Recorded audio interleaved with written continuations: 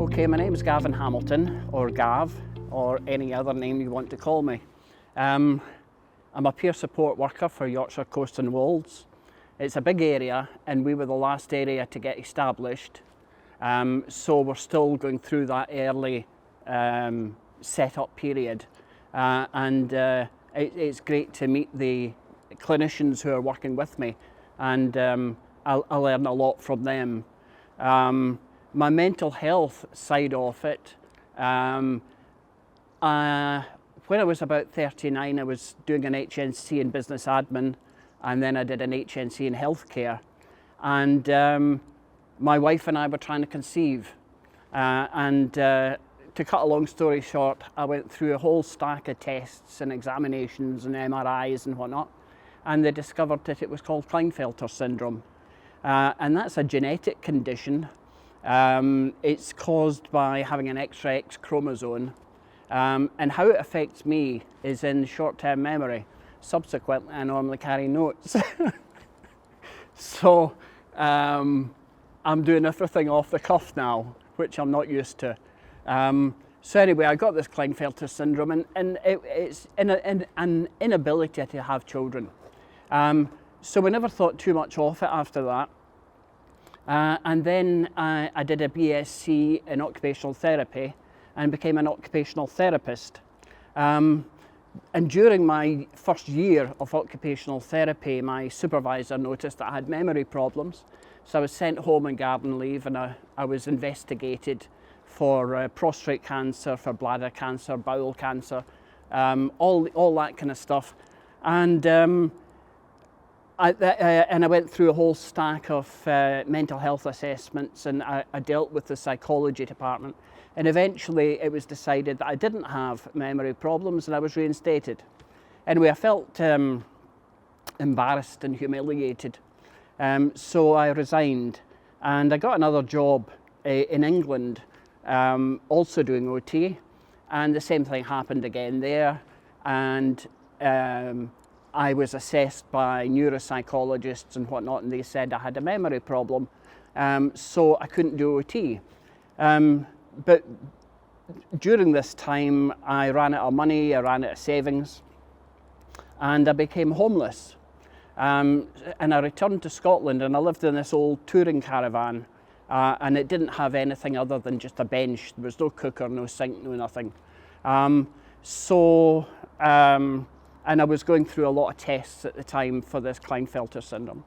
And that lasted for 4 years.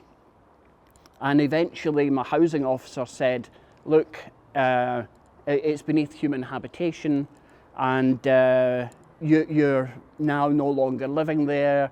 We want to put you in a homeless hostel. Well, I wasn't too keen on that idea, because although I was down and out, I still had my own independence. So eventually the homeless officer said, I want you to go into the homeless hostel. And I'd been in contact with my ex-wife, because we'd split up during this time, but I'd been in contact with her, and she sent me a train ticket and said, come and live with me for 6 weeks. Anyway, 8 years later, I'm still here. So, and we're back together again, so that's a good thing. And I've got this job as a peer support worker. So I use I've been diagnosed with affective psychosis and depression during that time, and a whole multitude of physical ailments. So I got the job as a peer support worker, and I'm using my experience of homelessness, of depression, of psychosis, of Klinefelters, although there's very rare to come across anybody with Klinefelters, but you never know. So anyway, I'm using all that experience to help other people, and I get a great kick out of it. That's me, yeah.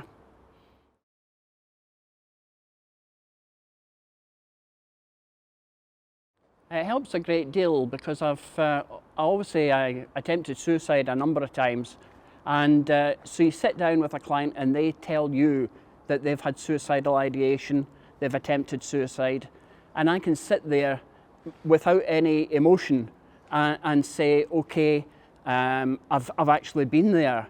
I can empathise with you. I can't understand what you're going through because what you're going through is an individual thing, but I can empathise with what you're doing and how you're presenting.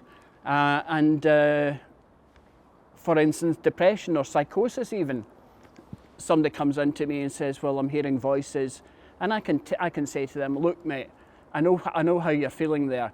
I've experienced voices myself, and I know what's going on. So it helps from that perspective. And from I used to be an occupational therapist, so I use the training from that as well to help me and to develop a relationship with a client, so that at the end they turn around and say, well, thanks very much, Gav. That's really great. I'm ready to move on.